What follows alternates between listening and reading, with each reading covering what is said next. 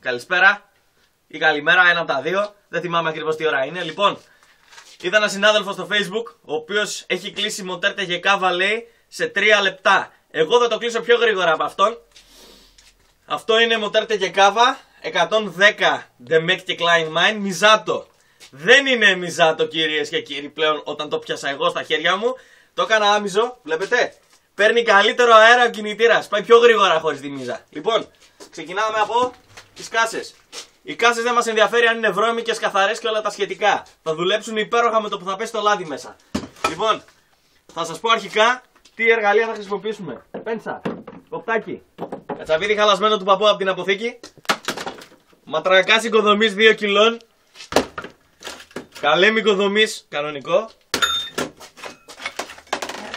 σφυράκι απλό, λαδωτικό για τα περιφερειακά και ένα αρωματικό. Αντισκοριακό είναι, αλλά κάνει πολύ ωραίο άρωμα. Ρίχνουμε λίγο πάνω στο μοτέρ.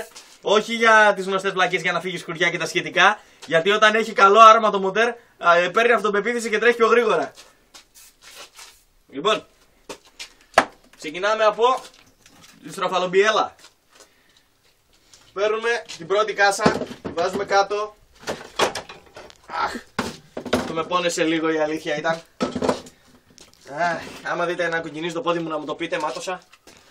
Και παίρνουμε την πρώτη κάσα και χρησιμοποιούμε ματρακά μεγάλο.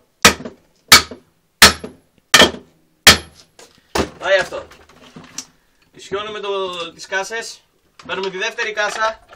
Το σασμάν δεν μας ενδιαφέρει όπως και να μπει. Δεν μας νοιάζει καθόλου όμως. Δεν μας νοιάζει, δεν μας κόφτει. Το σασμάν όπως και να κάτσει θα πάρει μπροστά το μηχανάκι. Εντάξει, τώρα άμα δεν μπορείτε να αλλάξετε ταχύτητες, πάτε το αυτόματο, δεν έγινε και τίποτα. Γίνεται αυτόματο το μηχανάκι όταν δεν έχει σωστό σασμάν μέσα, να το ξέρετε. Λοιπόν, βάζουμε έτσι λίγο γρήγορα εδώ, έτσι, μπράβο. Λοιπόν, τώρα τι πρέπει να μπει μετά. Εντάξει, ο κύλινδρος μπαίνει μετά.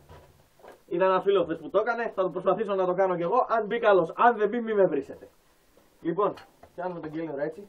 Προσοχή σε όλα τα πάσα, προσοχή σε όλα τα τέτοια. Μπαίνει αυτό εδώ, Κάντε δουλειά σας, τελειώνω εγώ.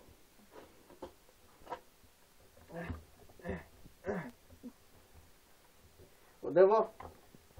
Είμαι σχεδόν μέσα. Έτσι, μπράβο. Λοιπόν, μπήκε ο κύλινδρος. Ο κύλινδρος, σαν TGK, πρέπει να μπει πιο έξω για να παίρνει πιο καλό αέρα το μηχανάκι. Παίρνουμε την κεφαλή και δεν μπαίνουμε μπροστά από τον κύλινδρο. Όχι, μπαίνει πάνω στις κάσες. Έτσι. Και τώρα για να ενωθεί, παίρνουμε 2 μέτρα σκηνή και αρχίζουμε. Κάνουμε περιφερειακές κινήσεις γύρω-γύρω από την κεφαλή.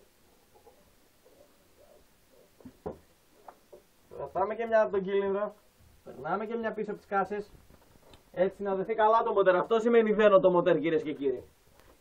Λοιπόν, έτσι, μπράβο. Πάει αυτό. Ώρα για τα καπάκια.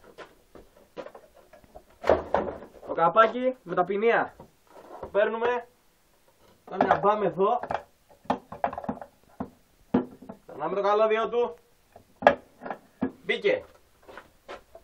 Περνάμε το δεύτερο καπάκι του λαδιού. Περνάμε και αυτό εδώ. Έτσι. Μπήκε. Λοιπόν, αν σας περισσέψετε οτιδήποτε από το μοτέρ, το δίνετε σε κάνα παλιατζή. Δεν μας νοιάζει. Αν δείτε ότι δεν παίρνει μπροστά ή αν δείτε ότι παίρνει μπροστά και αρχίζει και χτυπάει και παίρνει φωτιά και τα σχετικά, τρέξτε. Να το ξέρετε, δεν σώζει την κατάσταση. Το μοτέρ μας έχει κλείσει. Εδώ όλο. Είπαμε ότι είναι Misato για να παίρνει αέρα. Αυτό το μοτέρ αυτή τη στιγμή πιάνει 200 χιλιόμετρα. Και για να σιγουρευτούμε ότι έλυσε, κάνουμε και ένα.